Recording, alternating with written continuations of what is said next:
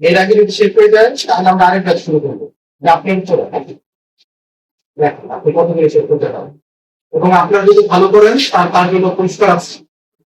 নমস্কার, আমার নাম স্বহস্তি চাকমা।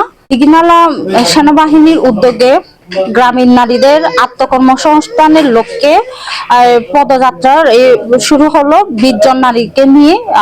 3 মাস প্রশিক্ষণ শেষে নারীরা নিজের আত্মকর্মসংস্থান দিয়ে আর্থিকভাবে স্বাবলম্বী হওয়ার জন্য সেনাবাহিনী এই সাফল্য উদ্যোগ নেওয়াকে ধন্যবাদ জানাই। আমার নাম জান্নাতুল ফেরদাউস।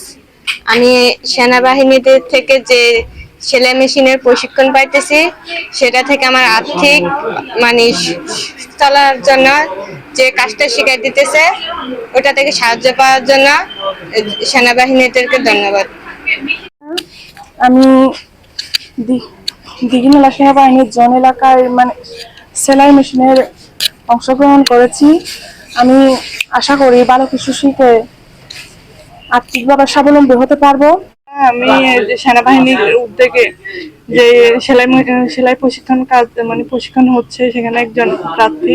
আমি আশা করি আমি এখান থেকে ভালো কিছু শিখবো এবং নিজের কর্মসংস্থানের একটা ব্যবস্থা করব, নিজে আত্মনির্ভরশীল হবো। এই জন্য দীঘিনালা জোনকে অনেক অনেক ধন্যবাদ।